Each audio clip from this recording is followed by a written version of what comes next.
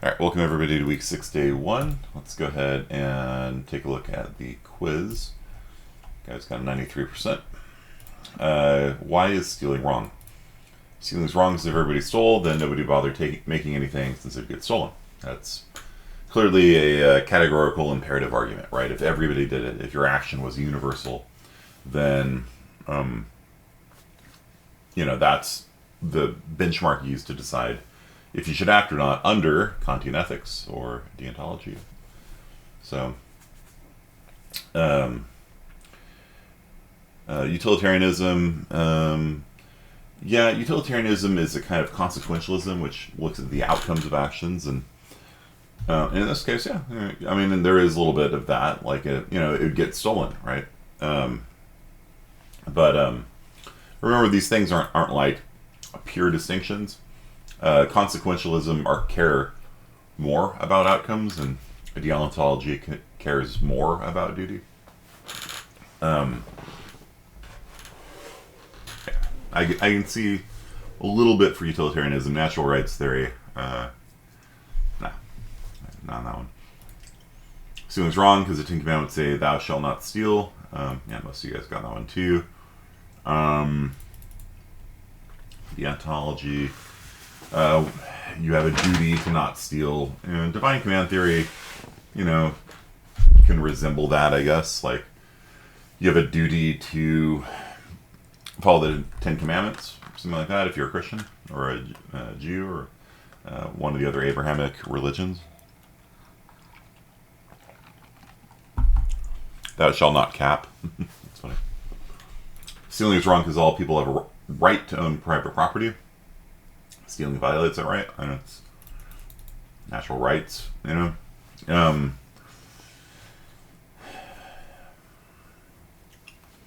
people that say divine command theory.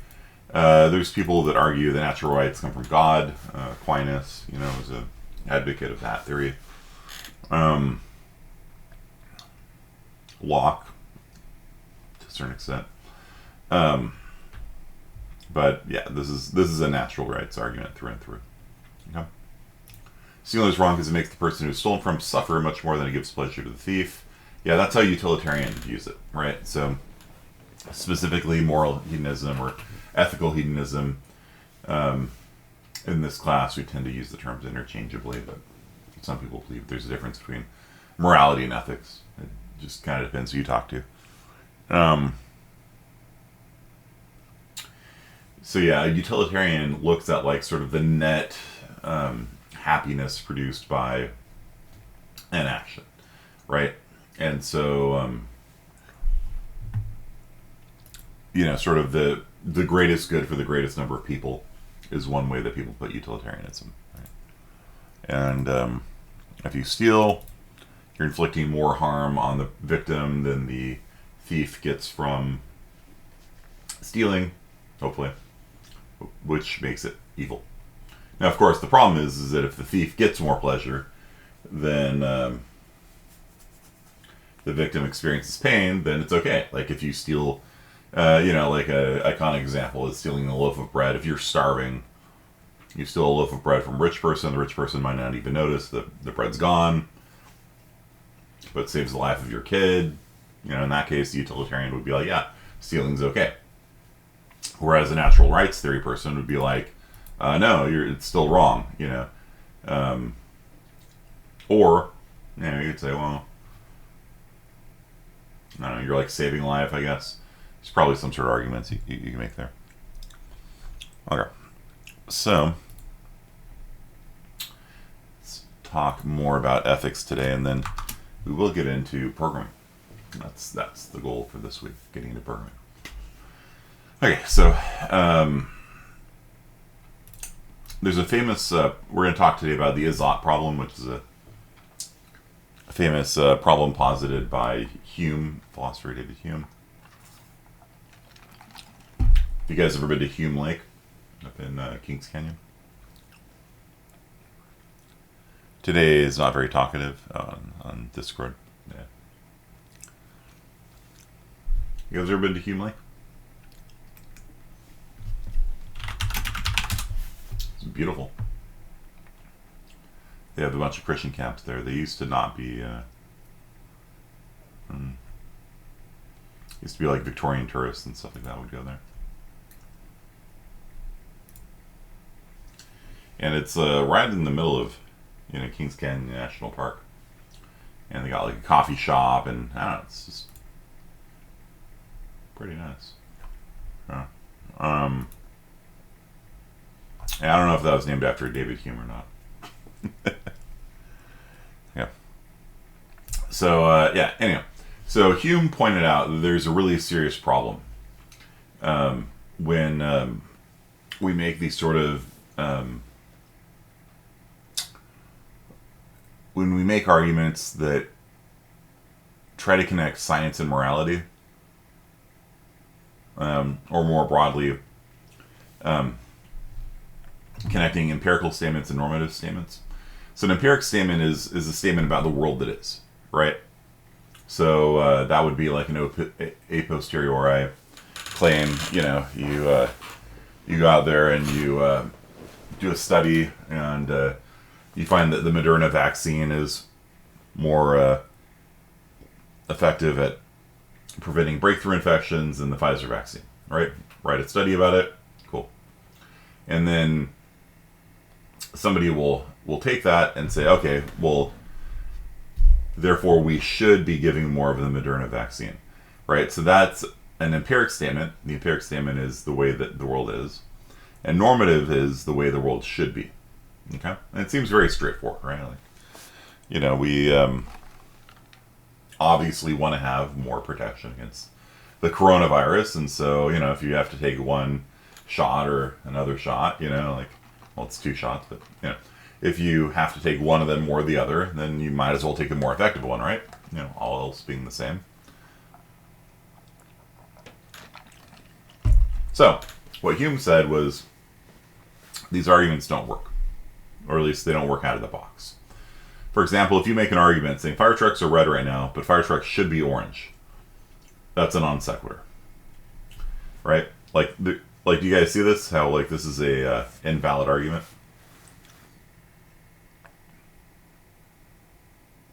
Like the first one is an empiric statement. This is the way the world is. Fire trucks are red. And the second one is a normative statement. Fire trucks should be orange. First is true, and then the second one, I don't know.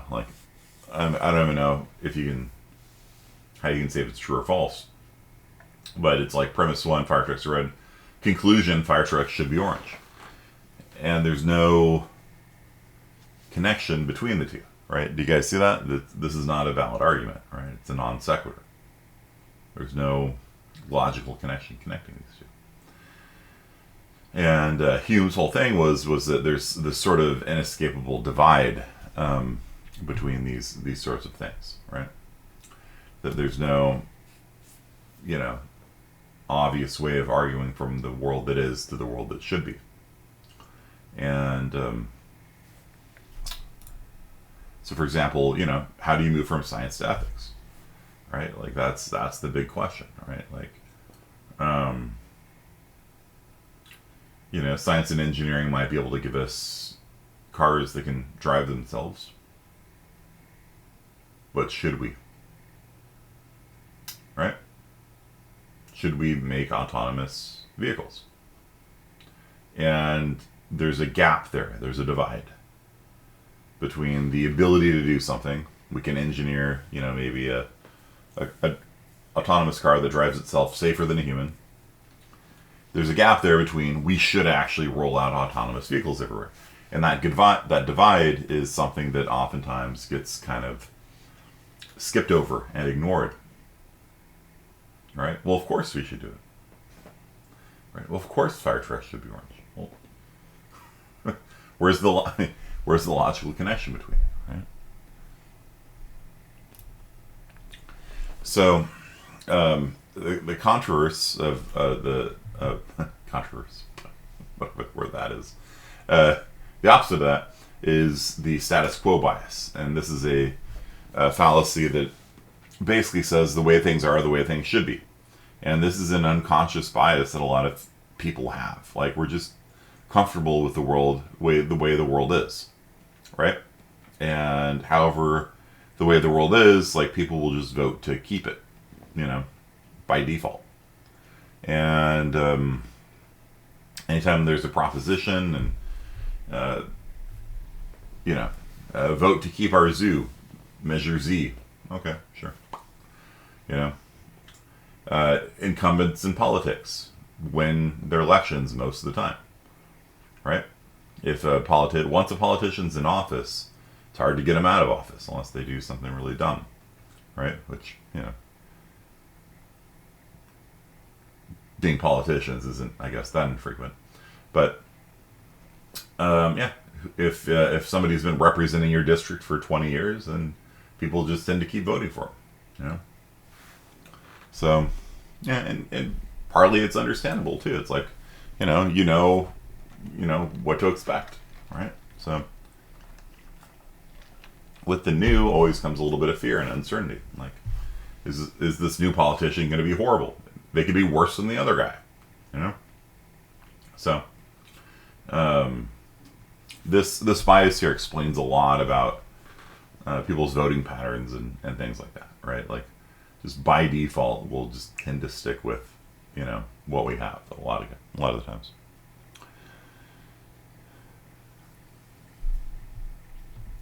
America has a very low opinion about Congress and a high opinion about the representative. Yeah, everybody. Yeah, that's a great way of putting it. Okay, so should we change the lights in the street lights from orange to white? Oh, which way are they now? I like that. A lot of people don't even know what color street lights are, right? But they just know that they don't want it changed. You guys know what color street lights are? Does anyone know? No idea. Never been out at night? Yellow? White? Black lights. That would be kind of funny. The street lights were black lights. So, depends where you are. And the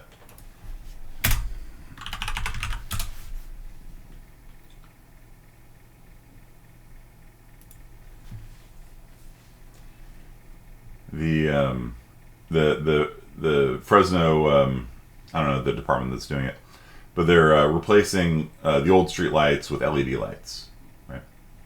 And so the colors of the street lights are changing, and if you ask people about this, they'd be probably opposed to it. I don't know, but a lot of people also just don't notice, and as long as they don't notice, then they don't care. And it's like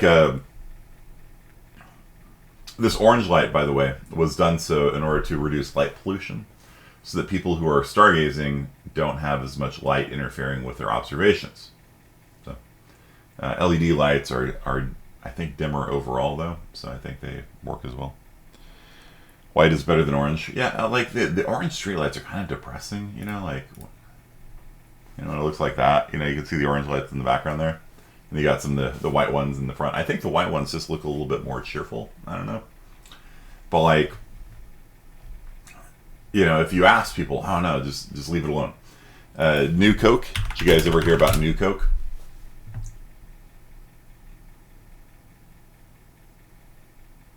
You guys ever hear about New Coke back in the day? New Coke, yeah. So Coke was really worried. New Coke, Anatomy of a Terrible Decision. Yeah. So New Coke was developed in response to Pepsi. So Pepsi was coming on strong in the 80s. For a while, Pepsi had one of the world's largest military forces. And individual taste tests between Pepsi and Coke had Pepsi constantly winning. Wait, what? You didn't know? You didn't know that Pepsi had one of the world's largest militaries?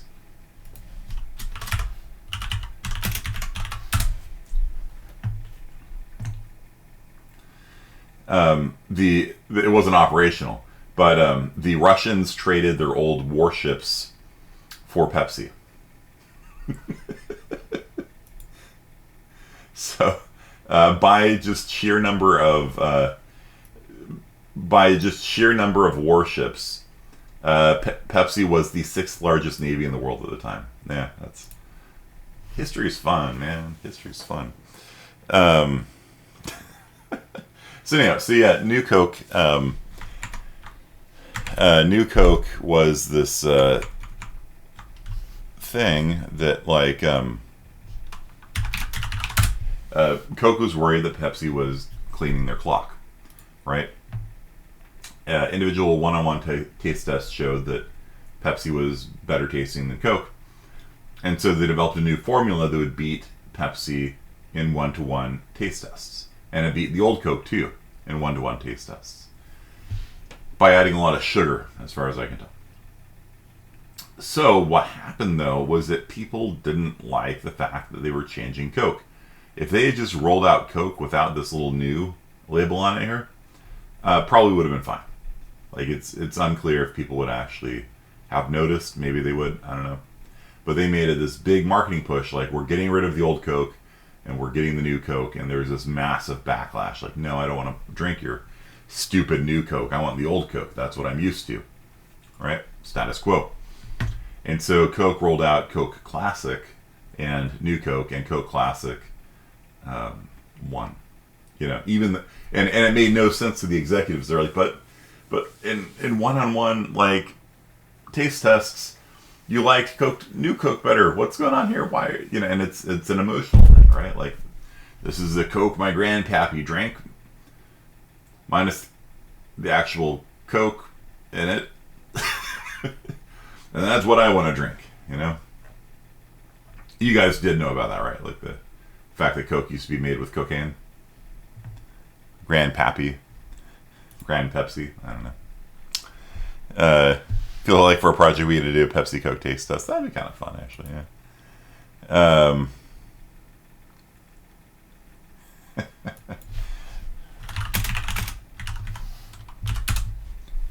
So yeah, yeah, somewhere in here.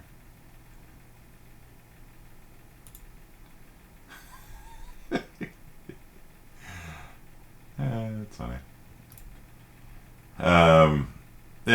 Yeah, Coke actually did. It was made with coca leaves in it. So, like sugarcane or actual cocaine? Actual cocaine. Yeah, it was made with coca leaves. And from what I understand, they still use coca leaves in making Coke. It just doesn't have any of the cocaine in it. Yeah, man. 100 years ago, it was kind of wild. It was like, what did they have? Like heroin, cough drops, or whatever, cough syrup. Yeah. Like, I wasn't intending to go down history here, but yeah, you know, here you go. Alcohol, cannabis, chloroform, morphine.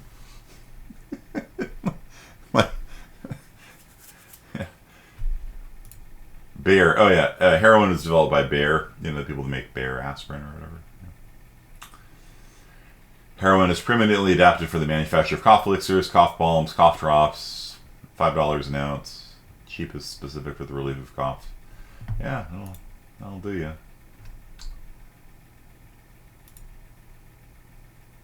Cannabis, chloroform, alcohol. Glycoheroin. Yeah. Amazing. Okay. I prefer Mr. Pibb. I don't even want to know what Mr. Pibb was made with. Meth or something. I don't know. No wonder old people like to talk about the old days. Back in my day, I could drink a Coke and get high. You kids have to. Okay. So do you understand the status quo bias? Like, people just sort of have a tendency to like things the way they are and to resist change. Make sense? Did you answer a quiz question on that? Okay. So the way things are the way that things should be. Naturalistic fallacy. All right, so is there a difference between ethics and morality? And it depends who you talk to. The way that a lot of people differentiate between ethics and morality and a lot of people just use the terms interchangeably. And in this class, I use the terms interchangeably. I don't really care too much about details like this. But the way that a lot of people use the words ethics versus morality, morality is your personal beliefs in what is right and wrong, and ethics is your professional standard for what is right and wrong. So that's why you'll hear about like medical ethics. If you are an accountant, there's accounting ethics, right? If you want to become a pharmacist, you have to take a ethics test in order to become a pharmacist here in California, right? And so if you violate your ethics, especially if you are in a licensed profession, a licensed profession meaning that the government gives you the right to do your job, and if they can take away that right, you can't just like go out and practice medicine, right? I mean, I guess you can, but you might get arrested for it, You can't just go out onto any old street corner, you know what I'm saying, and like practice pharmacy. The law looks askance at people that supply their neighborhood with drugs without having proper licensure.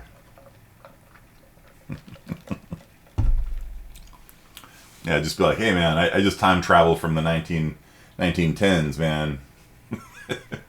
Stuff wasn't illegal back then. Okay. So, so for example, these things can conflict too, like your personal beliefs and your professional code of conduct, right? A common example in medical ethics would be a Catholic doctor having to give an abortion, right? Woman comes in, ectopic pregnancy, and actually that's not a good example because even Catholic hospitals allow for abortions in cases of ectopic pregnancies. They just don't call them abortions; they call them something else. But like a pharmacist who is morally opposed to the morning after pill, right? And so a person comes in, they say, I want the morning after pill. And the pharmacist doesn't want to give it to them. So you have a conflict between your morality and your ethics, right? Your ethics says you have an obligation to dispense medicine, and your morality says, no, I think that's wrong. So how does that get handled? What do you think?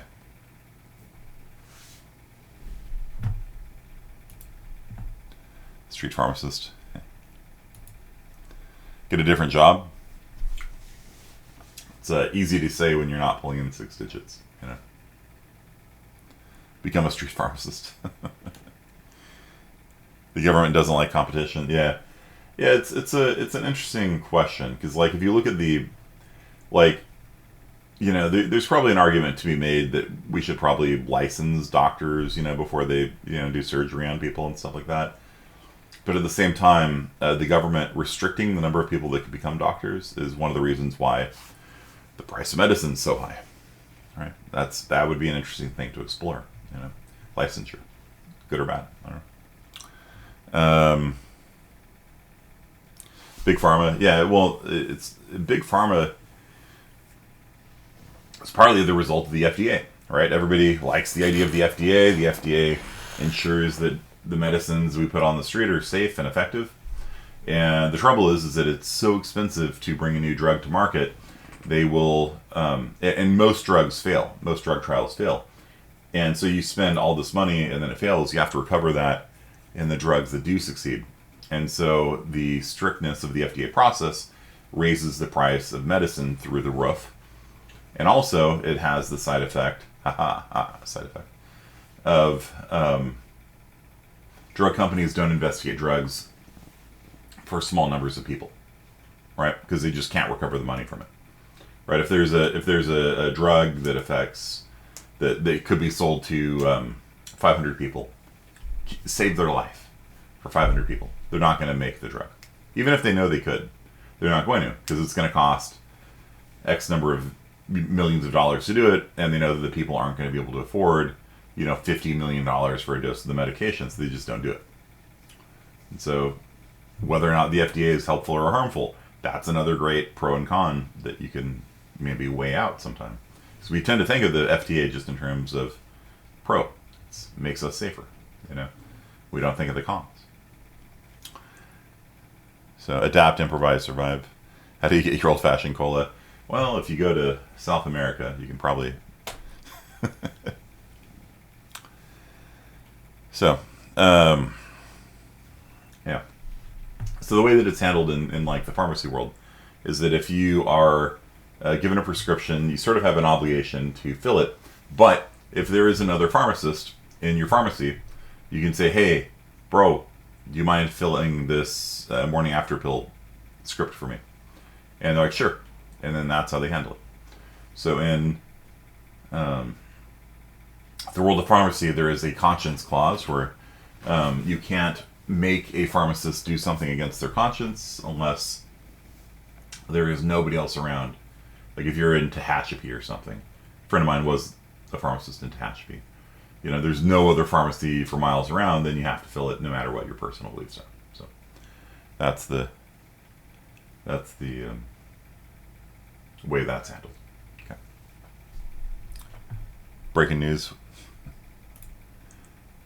Among Us and Smash. Oh, that's interesting. Huh. Okay, so yeah.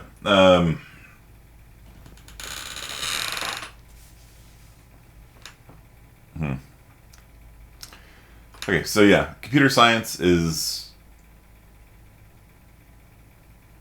probably the most influential field there's been in the last 25 years. I can't think of any other field in human history, that has changed the world as much as computer science has in the last 25, or you could argue, 40, 50 years, whatever. But most computer scientists haven't studied ethics, and that's a problem. That's how you get,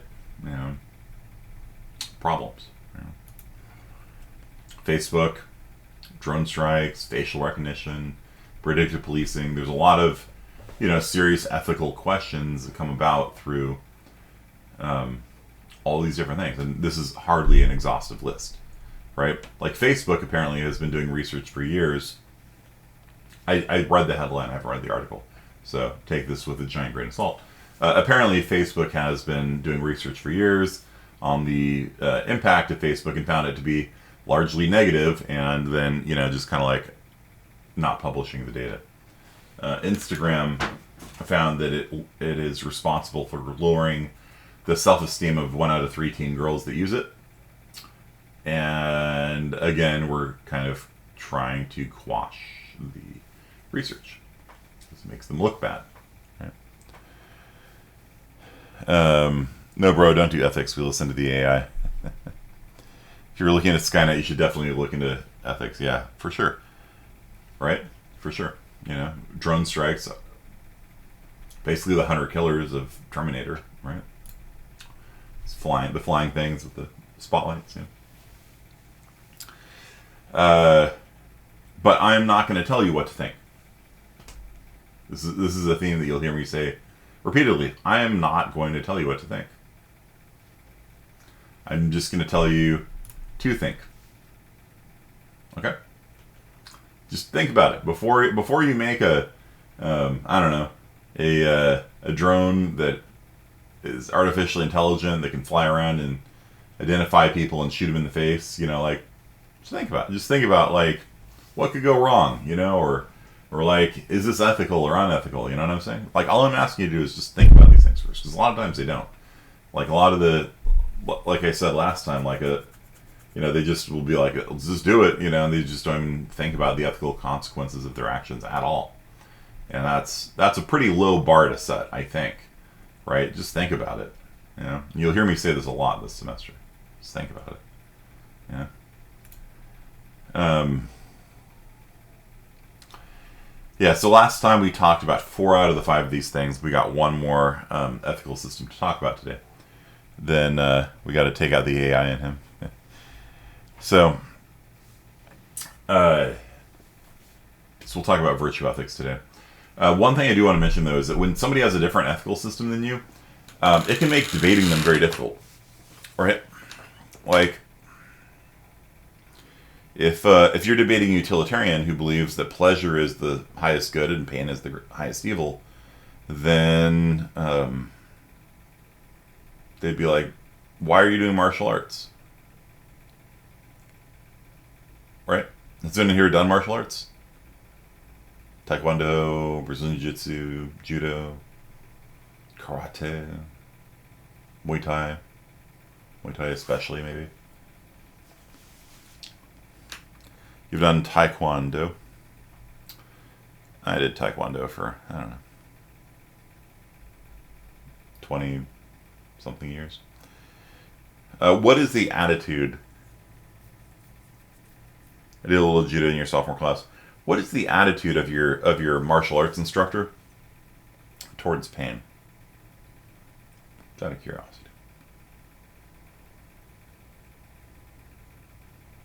Pain is the funny. It's a good way of putting it. Depends on the master. It's true. Pain is weakness leaving the body. Yeah.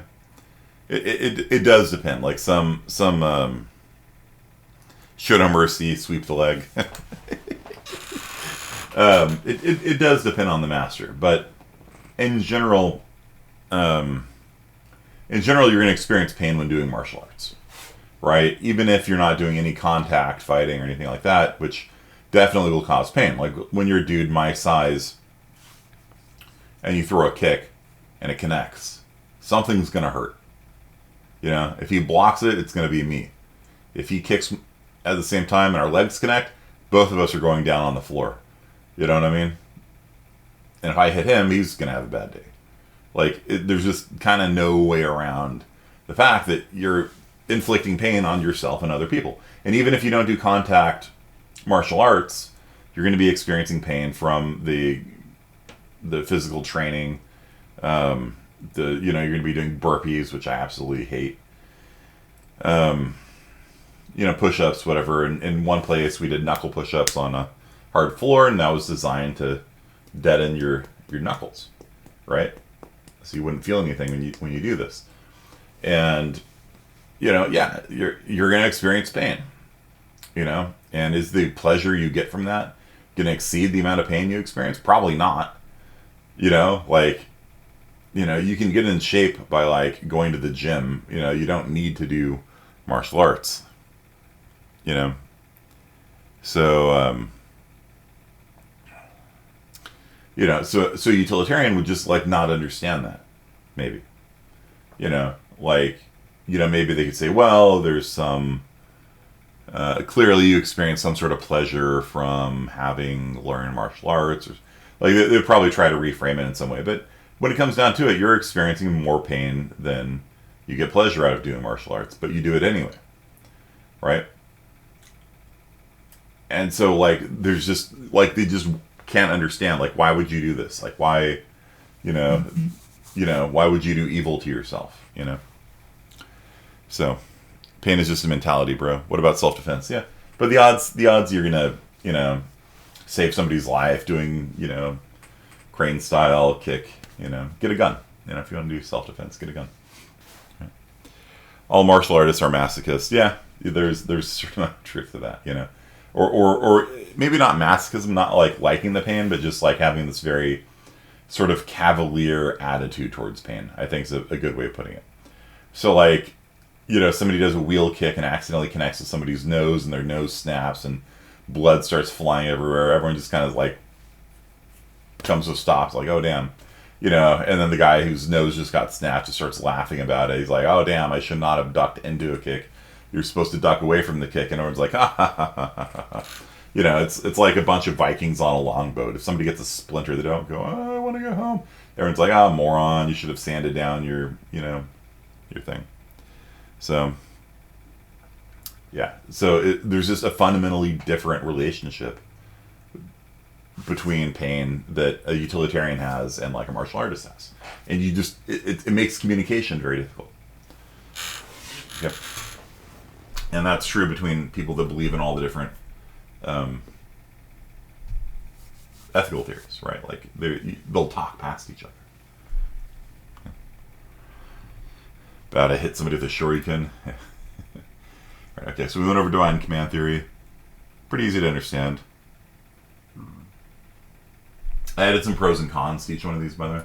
So pro for divine command theory is that if you're a Christian, like, it's hard to argue with your own religion, like, you're a Christian, right? So if your Christian religion says do this, you do it.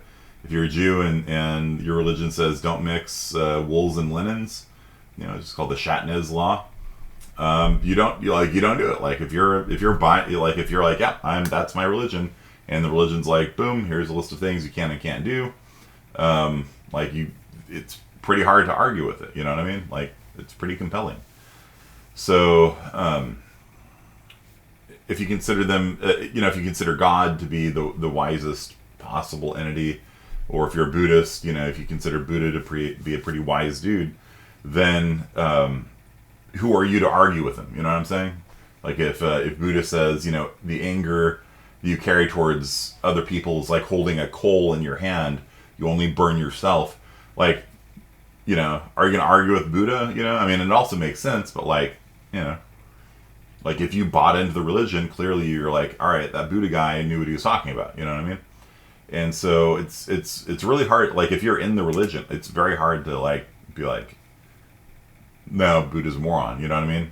Because it's like, you're a Buddhist. Like, why would you be a Buddhist if you're not, if you don't have any respect for him? You know what I mean? So, yeah, and so atheists, right? So the problem with and that's a problem. It's like, if you think the divine command theory is the right form of morality, like, what's guiding atheists? You know what I mean? Like even if you can recognize, like, Jews follow, the Torah and the Talmud to a real extent.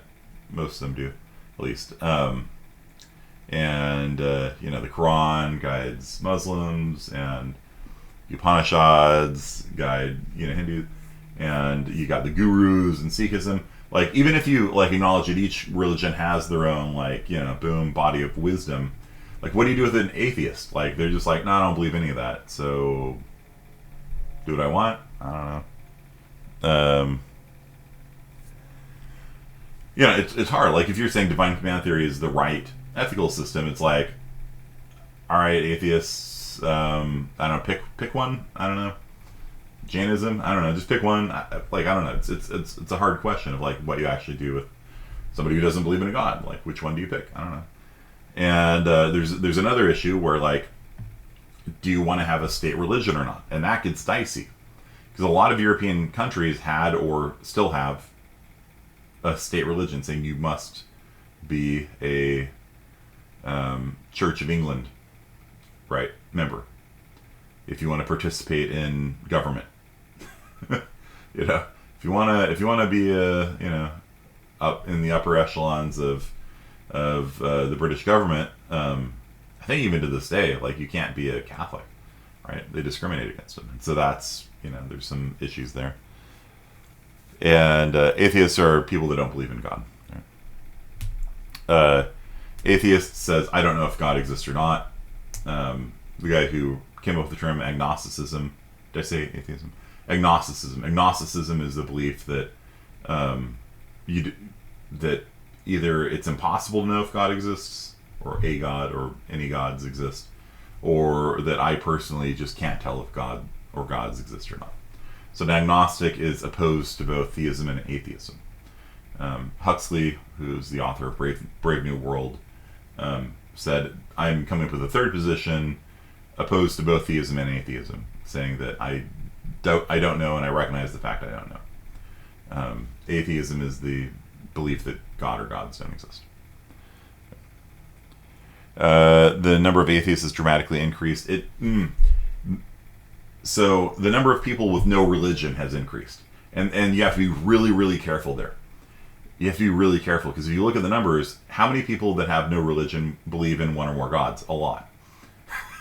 So, is somebody with no religion who believes in a god an atheist? No. And so if you look at these polls, a lot of people are just becoming dissatisfied with their churches, especially in mainstream Protestant denominations. A lot of people have become dissatisfied with the way their churches are behaving. and they become no religion, but that doesn't mean they're atheists. So the number of atheists have remained fairly constant over the past 20 years, according to Rodney Stark, sociologist of religion. It's been around 3 or 4%. But yeah. So so you have a problem with state religion, right? Like if you're going to try and say, okay, divine command theory will guide our country, now you've got the issue of like, okay, now we kind of have to have a state religion. Like our state religion is, whichever one we pick. And there's all sorts of problems with that. Like, do you allow for freedom of religion of other people and all that kind of stuff. So, freedom of religion is oftentimes beneficial for religion. Like countries with state religions have less religious people, right? Because it's mandated. So Rodney Stark makes an argument that the reason why America is so religious is exactly because we don't have a state religion. And different religions had to compete, When you just get to be the right religion, like you don't have to hustle, you don't have to work hard, you don't have to get out there and, go door to door and do picnics and stuff like that. And so he argues that when you have a state religion and just people have to go to your church, that it makes for very lazy people, very lazy religion, and people become less religious as a result. And then finally, there's this thing called the Euthyphro dilemma. The Euthyphro dilemma was posited by Socrates. And Socrates was asking, well, if you think that things are good because your religion says they're good, is it because the gods recognize things as good, or do they become good when the gods say they are good? And so there's a whole philosophical argument about that, where a lot of people think that, God or gods or, holy people are simply just wise and can kind of see, oh yeah, that's a good thing, that's a bad thing, and they're just kind of sharing it with you. At the same time, like if you do think they're wiser than you, then I don't know, maybe that still holds some value. What about the president swearing an oath on the Bible? You don't have to, actually. For the past, 100 years or so, you've been able to not have to do that. Same thing for juries and things like that. Like it's not well known, but you don't actually have to swear to God on things. You can solemnly affirm, and affirmations for oaths of office have been recognized by the Supreme Court for at least 100 years, off the top of my head. If you're the president, I'd just swear on issue. It's amazing. Okay, so ethical hedonism or moral hedonism, like I said, I use the terms kind of interchangeably in this class, except when I don't. Just to reiterate, it's a kind of utilitarianism. There's other kinds of utilitarianism, like rule utilitarianism, where you try to come up with rules that maximize happiness and rules that minimize pain. And utilitarianism is a form of consequentialism. There's other kinds of consequentialism. Like I said, this is an entire semester, and I'm just kind of giving you the greatest hits, right? So, if your favorite ethical theory is not on here, sorry. Yeah, there's only so much time we have for this. So, okay. So let's move on to virtue ethics. So, virtue ethics is the last major system. And again, there's more systems than that, but this is the last major system to talk about. We didn't get time to it last time. So virtue ethics is sort of a third way of looking at morality or ethics, rather than looking at outcomes or looking at your intentions or duties. Outcome focused ones are called consequentialism. Intention or duty focused ones are called deontology. Virtue ethics focus on neither of those. I mean, they matter, but like that's not the primary focus. The primary focus is on cultivating virtues in yourself. Like I want to. If I'm a truthful person, I'm not truthful because it yields better outcomes for myself. I should be truthful even if it yields bad outcomes for myself. And I'm not truthful because I have a duty to be truthful under all circumstances, because that could be bad. If your wife asks you if you think she's fat, bad for your health if you say yes. You know what I mean? But a truthful person basically should be truthful for truth's own sake. And as virtue ethicists say, virtues go all the way down. Like there's nothing more fundamental than that. You should just be truthful because being truthful is good. You know, it's a virtue. You should be truthful, and you shouldn't be truthful because you have an obligation to be so. Virtues are desirable things you should do, things that make you a better person. And am I fat? You're very gorgeous to me. Yeah. Honey, am I fat? Wife, all other women would fall into your shadow. Okay.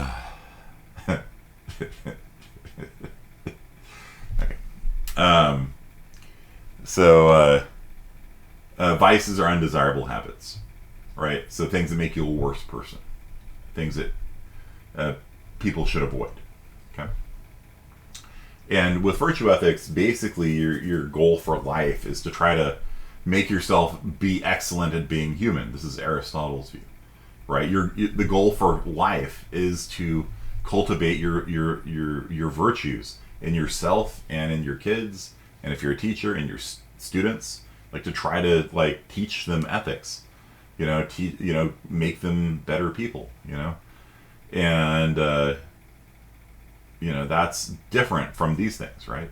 Because these things are sort of a universal, like add up the amount of happiness, add up the amount of pain, that makes it good or bad. With virtue ethics, it's like, you start off not really knowing ethics very well. If you look at kids, they're actually kind of crappy human beings, a lot of them. So, you have to raise your kids and cultivate virtues and things like that. So, one really important thing is that the virtues are actually not excesses. It's like with Kant felt that you should tell the truth, no matter what. Like, and there's some Kantians that will like argue about that. But like an example that Kant gave once is that if a murderer comes to the door and he's like, "Hey, I'm trying to kill Johnny Torres Gonzalez," right? Do you know where he is? Oh yeah, sure. It's down the street in the house on the left. The murderer goes over there and murders him. Right? Kant would say, "I did an ethical thing. I told the truth. You should have. You have an obligation to always tell the truth." If I had lied and said no, he's that way, and he actually had been up that way, and he got murdered, then I would be culpable in his murder. So it's just always better to tell the truth. And to a virtue ethicist, it'd be like, no, like that's an excessiveness of honesty, right? If you're getting people murdered due to your honesty, like that's too much honesty, And so a virtue ethicist there's a lot of virtues, right? But if you think about it, if you think about all these things, you can have too much of them or you can have too little, right? And if you have too much, that's a vice. If you have too little, that's a vice. For example, courage, if you have too little, you're a coward. And if you have too much, you have bravado, right? The type of person that will, drive a motorcycle off a cliff, just to get a good YouTube video out of it. You know what I mean? So, and then some people are too cowardly to even go outside of the house, and so like courage is like the golden mean in between two extremes. The extremes are both vices. The happy middle, the golden mean, that's a virtue. So why don't you pick everybody here, and then we'll wrap it up. Why don't you pick one of the virtues here and talk about how it can be a vice if you have too much of it or too little of it. Do a little Aristotelian exercise here. Right? Like generosity. What happens if you have too much generosity? What if you have too little generosity? See you, Jen. We're basically done Yeah, if you have too little generosity, it makes you seem selfish, right? Like a friend asks you for a quarter to make a phone call, and you're like, all right, you're going to give that back to me, right? Tomorrow? You're going to pay me back? Like, for a quarter? Really? You serious? You know? Go over to a friend's house and get a Coke. Hey, you're going to give that back to me, right? You're going to buy me another Coke, right? Too much generosity, yeah, you're a doormat, right? People will take advantage of you. Hey, can you drive me to Mexico? Sure, buddy, you got it. Or you give away all of your money and now you're poor, you know, and now you have to rely on other people's generosity. You know, that doesn't help, you know. So, what about wittiness? Being funny. Patience. Bro, how long have you been standing there waiting for me? Yeah, I'll wait outside your door for a month, you know. Why are you here? Well, you said you needed a ride, so I've just been waiting for you. Dude, I've been in Europe the whole time. I got a ride with somebody else. Oh, okay. And then, of course, impatience is a vice also. But what about what about wittiness? What about being funny? How can you have... What happens if somebody has a surfeit of wittiness? They've got too much wittiness. What happens? People might not take you seriously. You'd be annoying. You can't take stuff seriously. A clown, right? You get a reputation of being a clown.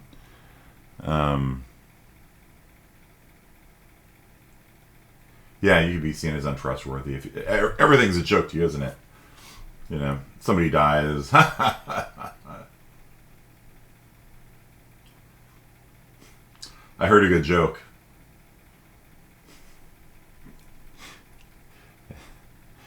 You know, when I die, I want to be buried by my partners so that they could let me down one more time. How many potatoes does it take to kill an Irishman? None. Right? And people are like, bro, seriously? Now? At this time? You know, like, now's... Yeah, we're burying my grandpa, dude. Like, now's not the time. And what's the other side? What happens if you lack wittiness? You feel dumb, cold, kind of boring, really. A person that doesn't get a joke, can't make a joke, you know, like, you know, they just sit there, tap, tap, tap, tap, tap. Prude, dull, can't enjoy jokes, yeah. And they're not very fun to be around, right? And so you feel like it's you sometimes. Yeah, everyone goes through that. But, you know, but here's the thing. Like, if you think that, like, you're on the low side of things for wittiness, you can work on it, right? And that's something, like, nobody is, like, perfect, you know what I mean? Like, there's always something you can work on. And that's the beauty of virtue ethics, is that it's not just like a, you know, guide. It's not a very good guide for what's right and wrong, because these virtues conflict and it's very messy, and virtue ethics acknowledge that. It's like the world's a messy place. You know, should you help a friend if it's going to involve you sacrificing going to college? You know, maybe, I don't know. Like, what are the circumstances? Are you saving his life, or are you giving him a ride? You know, like, there's a, you know, the world's a big, complicated place. There's a bunch of different virtues. And virtue ethicists sort of embrace the fact, yeah, it's complicated, and we can't give you a list of rights and wrongs and do's and don'ts. There's just some good ideas, and you kind of have to figure it out. But it's also a plan for, like, self-improvement. So, like, if you look at this thing and you're like, oh, I'm not very compassionate, then it's something you can work on. If you feel like you're not very witty, like my daughter for a long time has been trying to figure out humor. You know, and it's really funny watching, like, a 2-year-old try to do humor, you know, because they'll do something unintentional and people laugh, and they're like, oh, that was funny. And then they do it again and people don't laugh, and they're like, why aren't you laughing? I just did this and it was funny, and I did it again and you didn't laugh. Is it funny or not? You know, and they're just like, you know, trying to figure it out. It's neat. So I actually sent my daughter to clown school over the summer. So, yeah, I thought it was comedy school, but it turned out to be clown camp. So they developed clown personas and face paint.